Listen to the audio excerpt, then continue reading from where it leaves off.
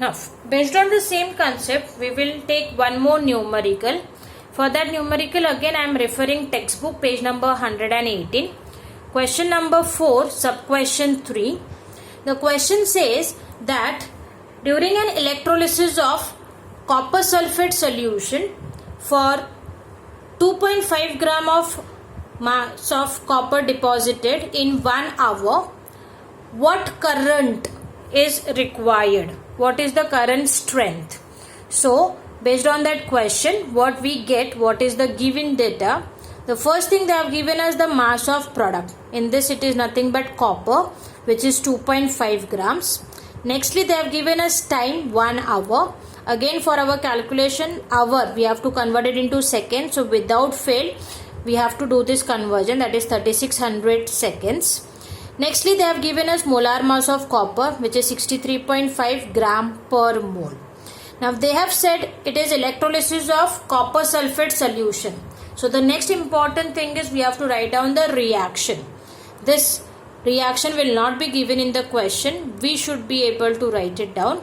So aqueous copper sulfate will split to give you copper 2 plus ions and SO4 2 minus ions.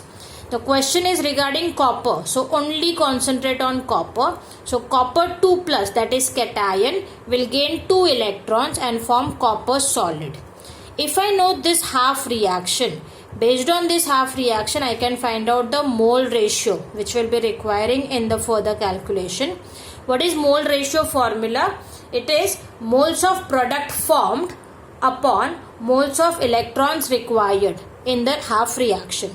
So here the moles of product formed is 1 mole of copper and the moles of electron required is 2.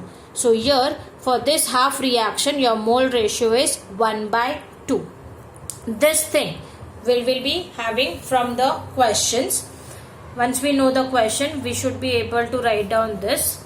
Next, they have asked us to find out the current strength in amperes. Means they have asked us to find out I.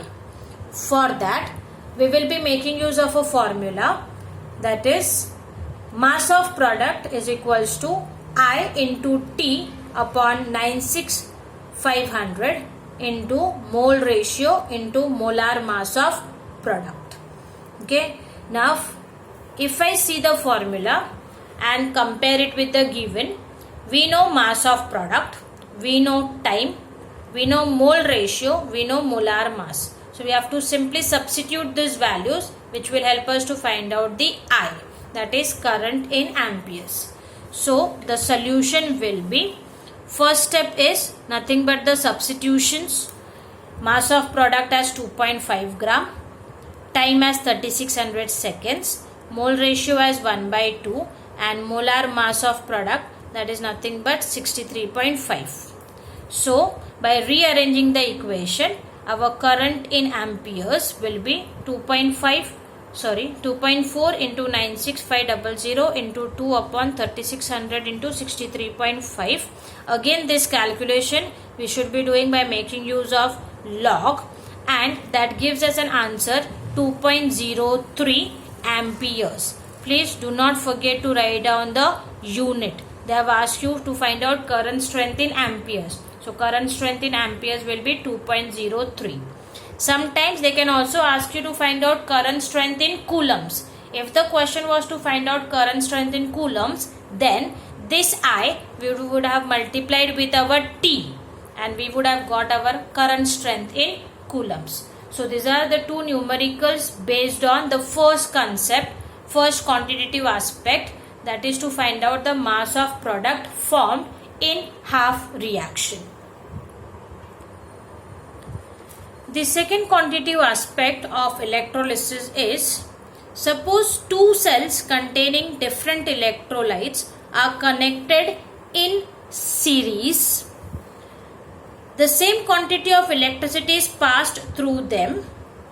The masses of the substances liberated at the electrode of the two cells are related to each other and they are given as below.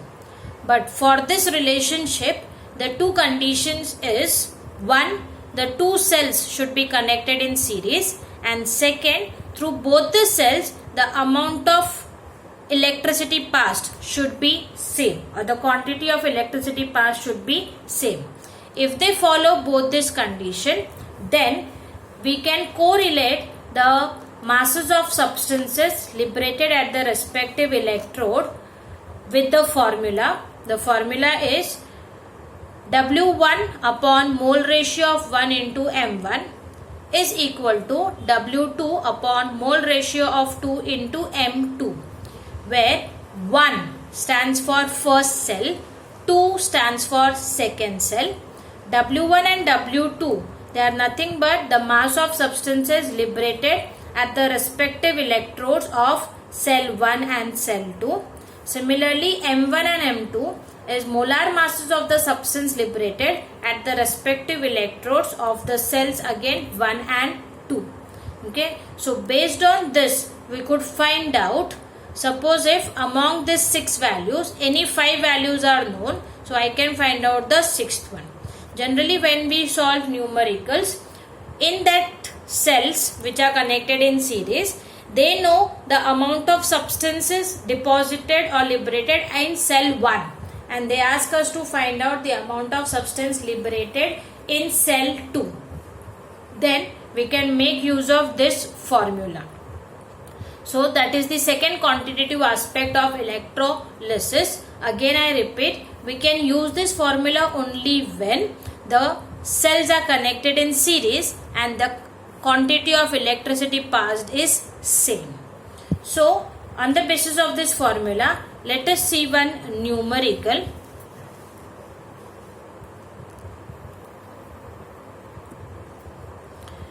Now, based on the second concept of quantitative aspect of electrolysis, we will be making use of a numerical. For this numerical, I am taking reference of again a textbook where we have one solved example on page number 102. I am taking use of this solved example because in the exercise there are not any questions to solve based on this concept, but need not compulsory. They will not be asked because in exams we have questions from the exercise as well as from the solved part. So we'll just see one numerical based on this. Now the question says, that is, in a certain electrolysis experiment, 4.36 gram of zinc is deposited in one cell containing zinc sulfate solution. Calculate the mass of aluminium deposited in another cell containing aluminium chloride solution in series with zinc sulfate cell, and they have given us molar masses of zinc and aluminium as 65.4 gram per mole and 27 gram per mole respectively.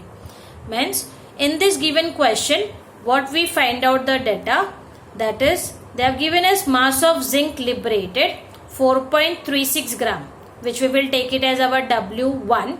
If I take our first cell, zinc sulfate wala, in that molar mass is 65.4 gram per mole, which I take it as M1. Second cell is of aluminium chloride. So they have given us molar mass of aluminium, that is 27 gram per mole, which we take it as M2.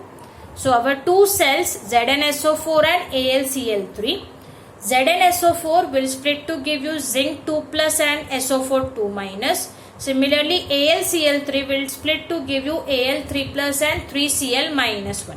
Now we will not concentrate on our anions because the question is basically with respect to cations. So that Zn2 plus will accept 2 electrons and give you Zn solid. So for this, its mole ratio will be 1 mole of zinc formed upon 2 moles of electrons required. So 1 by 2. Similarly, we have to find out mole ratio for aluminium 3 plus. Aluminium 3 plus will gain 3 electrons to form aluminium solid. So for this, the mole ratio will be 1 mole of aluminium formed with 3 moles of electrons required. So this mole ratio for the respective cells is an important one, for which we will be requiring their respective half reactions. So once we know all this, the next thing they have asked us to find out the mass of aluminium liberated. Means they have asked us to find out W2. So for finding out mass of aluminum deposited, the formula we will be using, that is W1 upon mole ratio of 1 into M1 equal to W2 upon mole ratio of 2 into M2. Again I say 1 is your zinc sulfate cell and 2 is your aluminum chloride cell. So in this we will be simply substituting our formula, our values. So 4.36 upon 1 by 2 into 65.4 is equals to W2 upon 1.3 into 27. So if I rearrange this, we can say W2 is 4.36 into 2 into 27 upon 65.4 into 3. Doing the calculation based on log, we will get our W2 as 1.2 grams. So the amount of aluminum deposited is 1.2 grams.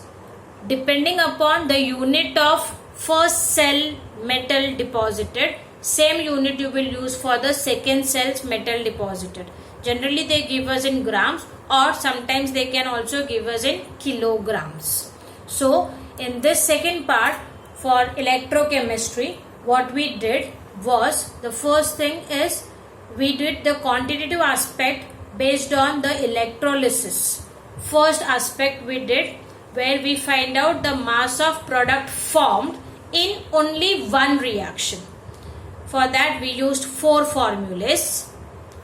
If they have given us 2 reactions, that is 2 cells, and they are connected in series passing same amount of current, then we make use of our second aspect, that is to find out the amount of substance liberated by making use of the amount of substances liberated in the second cell.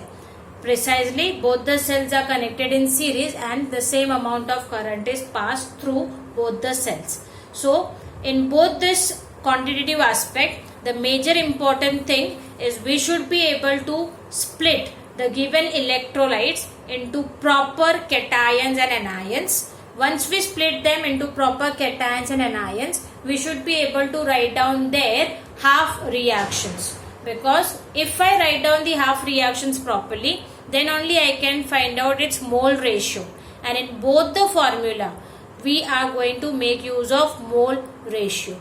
So depending upon the mole ratio, your further values will be decided. So please make a practice of writing down the electrolysis of different electrolytes. As I said, you can make a practice for writing down the electrolysis of magnesium chloride, MgCl2, electrolysis of copper sulfate, CuSO4, electrolysis of aluminum chloride, AlCl3, and so on. More the examples you write down, more you will understand is to write down their oxidation half reaction, reduction half reaction, which will give us net cell reaction. So please, before coming for the next lecture, revise the first concept of electrochemistry, electrolytic cell. Thank you.